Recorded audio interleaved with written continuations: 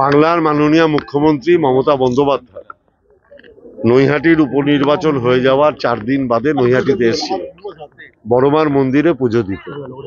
সেদিন তিনি ঘোষণা করেছিলেন যে নৈহাটি এবং ভাটপাড়ায় দুটো স্টেট জেনারেল হাসপাতালে এটা স্মার্ট ওপিডি হবে, যাতে সাধারণ মানুষ চিকিৎসার ক্ষেত্রে তাদের অনেক বেশি সুবিধা হয়।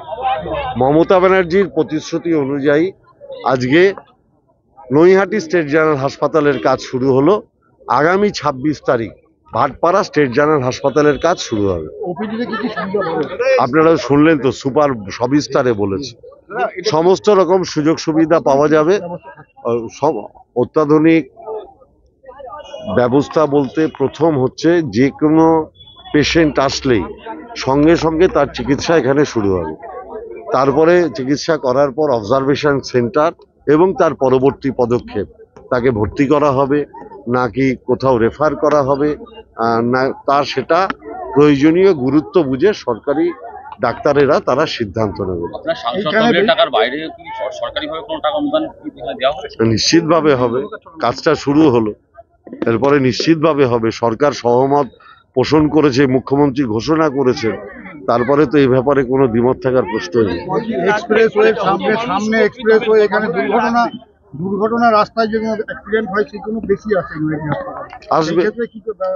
একই তো ব্যাপার, দুর্ঘটনায় যে রুগীরা আসবে তাদের ক্ষেত্রেও যেরকম স্মার্ট ওপিডি ব্যবহার হবে, ঠিক তেমনি অন্য পেশেন্ট যারা আসবে তাদের ক্ষেত্রেও স্মার্ট ওপিডি ব্যবহার হবে। বাংলায় প্রথম শুরু হলো, এটা আমি বলতে পারবো না। এটা হ্যাঁ এটা মডেল হিসাবে মমতা ব্যানার্জি চিহ্নিত করেছেন, বলতে পারেন। সেক্ষেত্রে নৈহাটি থেকেই তার পথ চলা শুরু হলো। দেখুন, আপনি কার্যকর মানুষ চিকিৎসা পাবে। আপনারা যারা বড় লোক নার্সিংহোমে দেখান তাদের তো এখানে আসবেন না, গরিব মানুষ, তাদের সব উপকার হবে। স্মার্ট ওপিডি আপনি হয়তো বক্তৃতা শোনেননি, ঘুরে বেড়াচ্ছিলেন।